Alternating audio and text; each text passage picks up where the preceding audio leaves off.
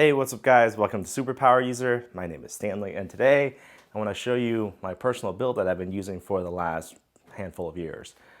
This is going to be the last time it's in this current configuration because if you see my other videos, you'll know that I'm currently building a 3rd gen Threadripper build and it's going to be going into this case. So before I tear it down, which is going to be the next video, I want to show you the current way it's configured, the internals, the components, whatever, since I don't think I've ever actually shown you in detail this build. So let's get to it.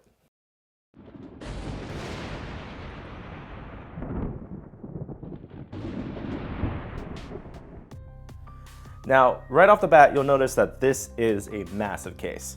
Now, some of you actually may recognize this as the Case Labs TH10A case. This is a double width case from Case Labs. Now, unfortunately, Case Labs went out of business a couple years ago, and these cannot be bought anymore. Your best bet is probably to hunt eBay for secondhand units if you really want to get your hands on one of these. These are full aluminum. There's almost no plastic anywhere on this case, and other than the massive acrylic window that you have on the side. This case, I think I purchased back around 2013 or 2014, and I've been building all my personal builds in this case. Now, of course, with these big doors, they swing wide open to reveal the inside, and as you can see here, this is pretty much a water cooler's dream.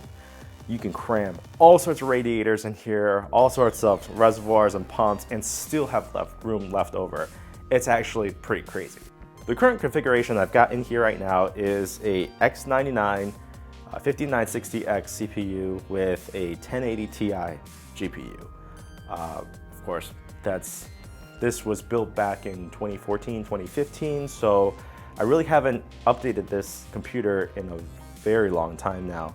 That's why I'm rebuilding my personal computer with that 3rd gen Threadripper 3960X. So it's gonna be a substantial upgrade compared to what I've got right here. The cooling solution I've got here is a double loop with a dedicated loop for the CPU and a dedicated loop for the GPU. The CPU has two 480mm radiators, and the GPU loop has two 480mm radiators. On the back side here, you can see I've got another two 480mm radiators with a power supply from Corsair, which is the AX1500i. Now, the fans I've got in here are the legendary Servo General Typhoons, and each radiator has 8 of these in push-pull configuration, which gives a total of 32 fans plus the one in the back, so 33 fans in all. The radiator themselves are Alpha Cool 480mm UT60 radiators, 60mm deep. They have extra big fin holes, so they pass a lot of air through, and you don't need a lot of static pressure to push that air through. Now, as for the other components, I've got a 5960X 8-core CPU with Dominator Platinum memory and a EVGA Hydro Copper 1080 Ti. Some of the other cards I've got in here are a Thunderbolt card, a Sound Blaster ZXR sound card, and a 10 gig Intel Ethernet card.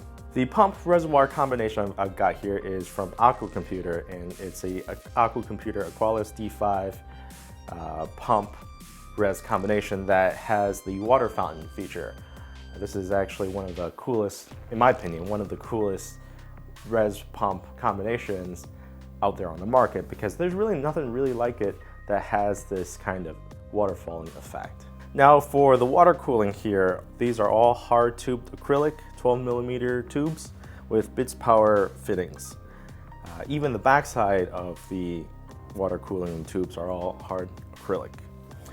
I've chosen not to do any bending, not because I can't, or it's just I don't want to, and I thought that the 90-degree lines and everything looked a lot cleaner than the bends.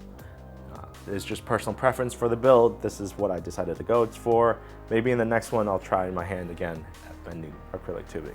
Actually, no. In the next build I'm going for glass, so we'll have to see how that goes.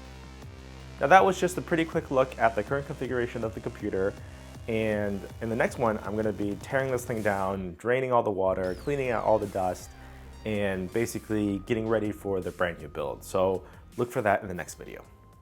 Anyway, we'll see you in the next one.